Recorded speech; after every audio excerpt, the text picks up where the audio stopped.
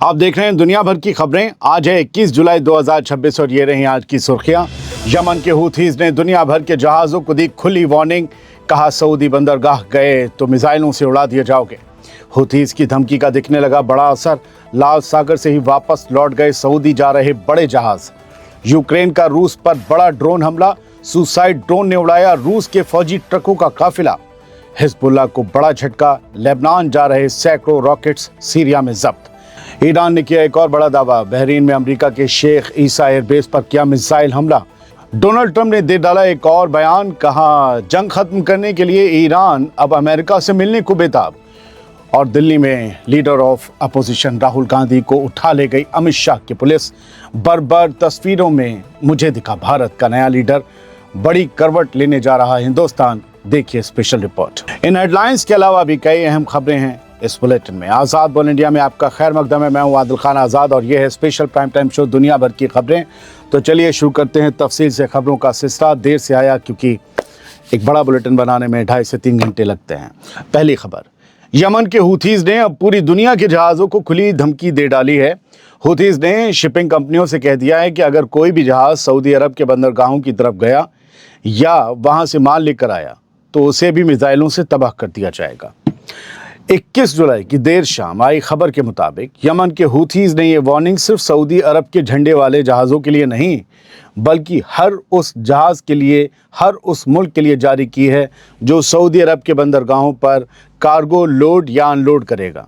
Houthis ने shipping कंपनियों से कहा कि सऊदी अरब के बंदरगाहों से जुड़े किसी भी ट्रैवल से पहले पूरी एहतियात बरती जाए क्योंकि ऐसे जहाज़ अब उनके ऑपरेशनल दायरे में सीधे टारगेट माने जाएंगे। ये वार्निंग सऊदी अरब के खिलाफ समुद्री नाकेबंदी के ऐलान के एक दिन बाद जारी की गई है। कल हमने आपको बताया था वो। उधर कुवैत, कतर और दूसरे गल्फ के मुल्कों ने हूथीज के इस ऐलान को खारिज करते हुए कहा कि इंटरनेशनल समुद्री रास्तों पर आवाजाही जारी रहनी चाहिए। हूथीज की धमकी का बड़ा असर भी साफ दिखाई देने लगा है। सऊदी अरब से तेल लेकर निकलने वाले कई बड़े ऑयल टैंकर्स ने बीच समंदर से ही अपना रास्ता बदल दिया और वापस लौट गए। 21 जुलाई को आई रिपोर्ट्स के मुताबिक सऊदी अरब के यानबू बंदरगाह से चाइना और भारत के लिए निकले 2 बड़े ऑयल टैंकर्स ने लाल सागर में ही अपना रूट बदल लिया, यू टर्न लिया और वापस सऊदी आ गए। रिपोर्ट के मुताबिक जिन लॉन्ग यांग और रोडोस नाम के दोनों तेल ले जाने वाले जहाज हूथीज की वार्निंग के बाद अपने तय रास्ते से हट गए, जबकि यानबू से तेल लोड करने जा रहा एक तीसरा टैंकर भी ओमान के करीब से ही वापस मुड़ गया। वो रेड सी तरफ आया ही नहीं, इस तरफ। हूथीज ने पहले ही ऐलान किया था कि जो भी जहाज सऊदी अरब के बंदरगाहों पर कार्गो लोड या अनलोड करेगा, सामान चढ़ाएगा या उतारेगा, उसे कहीं भी टारगेट बनाया जा सकता है। यानी अभी मिसाइलें नहीं चली दोस्तों, लेकिन हूथीज की सिर्फ एक वार्निंग नहीं, तेल से लदे जहाज़ों का रास्ता बदलवा दिया है। बिजनेस को चोट पहुंचेगी, जंग होगी, लिख कर रख लीजिए। रूस और यूक्रेन की जंग में यूक्रेन ने एक और बड़ा हमला कर दिया है। यूक्रेन ने अपने FP2 सुसाइड ड्रोन से रूस के फौजी ट्रकों के बड़े काफिले को निशाना बनाया और ज़बरदस्त धमाका किया है इसे। 21 जुलाई को ये वीडियो सामने आया और इस वीडियो के साथ दावा किया गया और बल्कि ये खबर भी है कि रूस के कंट्रोल वाले क्रीमिया की सरहद के करीब चोनहार चेक पॉइंट के पास खड़े रूसी फौजी ट्रकों पर यूक्रेन के FP2 सुसाइड ड्रोन ने हमला कर दिया, सीधा हमला, डायरेक्ट। रिपोर्ट के मुताबिक इस ड्रोन के टकराते ही जबरदस्त धमाका हुआ और रूस के कई फौजी ट्रक आग के गोले में तब्दील हो गए। बताया जा रहा है कि इन ट्रकों के जरिए रूसी फौज तक हथियार, गोला बारूद और दूसरी मिलिट्री सप्लाई पहुंचाई जा रही थी। यानी यूक्रेन अब सिर्फ फ्रंट लाइन पर नहीं, मॉस्को में नहीं, बल्कि रूस की सप्लाई लाइंस को भी लगातार निशाने बना रहा है ताकि जंग के मैदान तक पहुंचने से पहले ही रूसी फौज की रफ्तार तोड़ दी जाए। हिजबुल्लाह को एक और बड़ा झटका लगा है। सीरिया के कस्टम डिपार्टमेंट ने लेबनान जा रहे हथियारों की एक बड़ी खेप पकड़ ली है। ये दूसरी खेप है। 3 दिन पहले हमने आपको एक और दिखाई थी। 21 जुलाई को सामने आई रिपोर्ट के मुताबिक बेरूत दमिश्क रोड पर मौजूद है जदीद याबूस बॉर्डर क्रॉसिंग। यहाँ पर सीरिया के कस्टम डिपार्टमेंट ने एक गाड़ी को रोका और उसकी तलाशी ली। कुत्ता भी साथ में था। तलाशी के दौरान गाड़ी की सीटों के नीचे और बोनट के अंदर बड़ी चालाकी से छिपाकर रखे गए 226 RPG एंटी टैंक रॉकेट्स बरामद किए गए। रिपोर्ट्स के मुताबिक इन रॉकेट्स के साथ बड़ी तादाद में गोला बारूद भी स्मगलिंग करके सीरिया के रास्ते लेबनान पहुंचाया जा रहा था। लेकिन पहुंच नहीं पाया। ये हिजबुल्लाह तक ही पहुंचनी थी। दिलचस्प बात यह है कि सिर्फ कुछ दिन पहले या 3 दिन पहले भी सीरिया ने इराक की सरहद पर हथियारों की एक और बड़ी खेप पकड़ने का दावा किया था। उस खेप में स्पेशलाइज्ड हथियार और लॉन्ग रेंज मिसाइलें मौजूद थीं, ड्रोन का सामान भी था जिन्हें सीरिया के रास्ते हिजबुल्लाह तक पहुंचाया जाना था। यानी अब सीरिया लगातार ऐसी खेपों को पकड़ रहा है जो हिजबुल्लाह तक पहुंचने से पहले ही रास्ते में जब्त की जा रही हैं, और यह सिलसिला हिजबुल्लाह के लिए बढ़ती मुश्किलों की तरफ साफ इशारा कर रहा है। अब ईरान की कुछ खबरें। ईरान ने बहरीन में मौजूद अमेरिका के एक और बड़े फौजी अड्डे पर हमला करने का दावा किया। ये खबर रात में आई है 21 जुलाई की। ईरान का कहना है कि इस बार उसके निशाने पर बहरीन का शेख ईसा एयरबेस था जहां अमेरिकी फौजों की तैनाती मौजूद है। रिपोर्ट के मुताबिक ईरानी आर्मी ने दावा किया है कि उसने बहरीन के शेख ईसा एयरबेस पर मिसाइलों से हमला किया। ईरान का कहना है कि ये हमला अमेरिका के खिलाफ जारी जवाबी कार्रवाई का हिस्सा था और अमेरिकी फौज की तैनाती को निशाना बनाकर किया गया था। ये तस्वीरें ईरान की फार्स न्यूज़ एजेंसी ने अभी शाम को 7:30 बजे शेयर की हैं।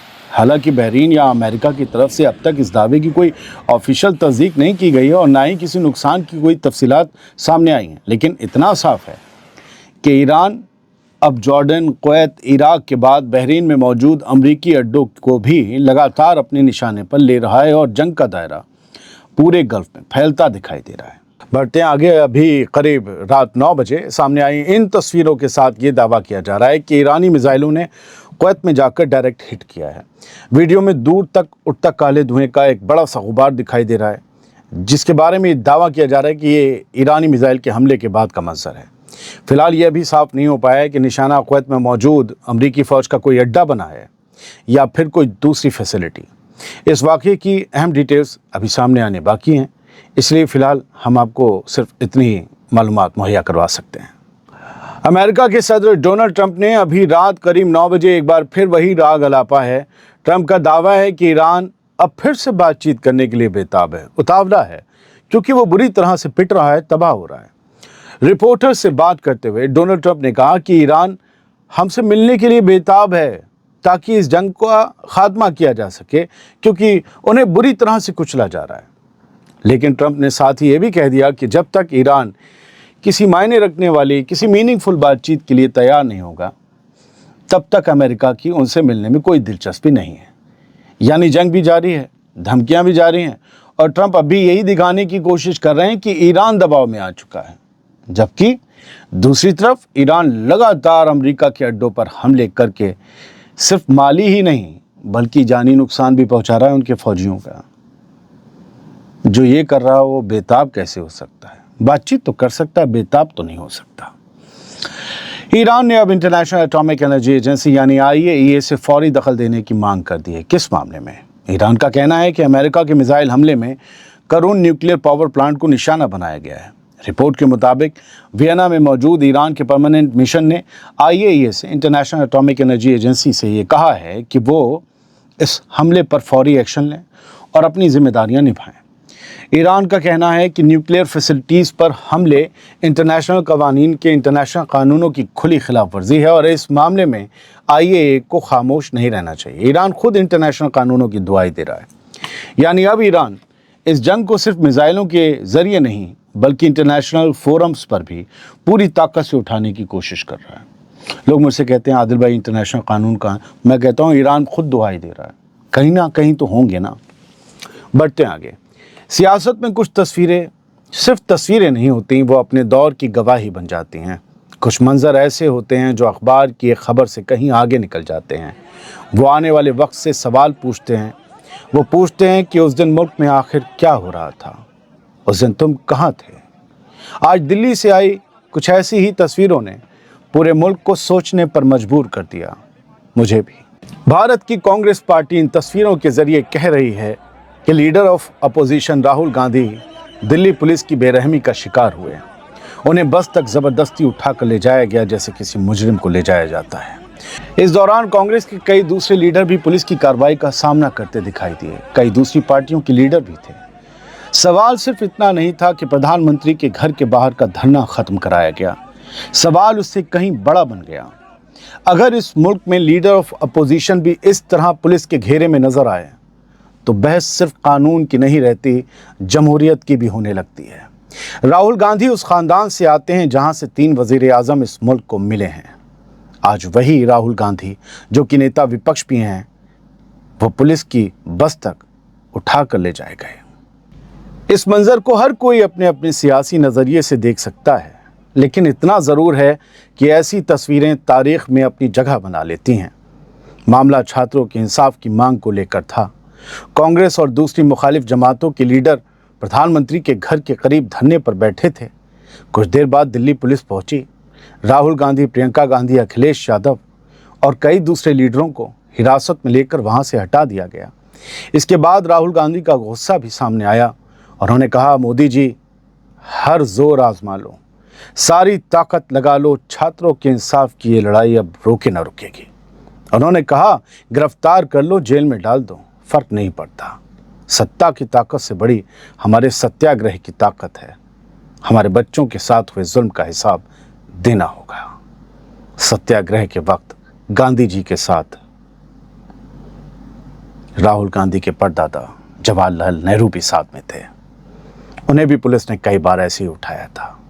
अंग्रेजों ने भी बड़ी गलती की थी। आज धरने के दौरान कांग्रेस और दूसरी मुखालिफ जमातों ने प्रधानमंत्री और गृह मंत्री के इस्तीफे की मांग भी उठाई।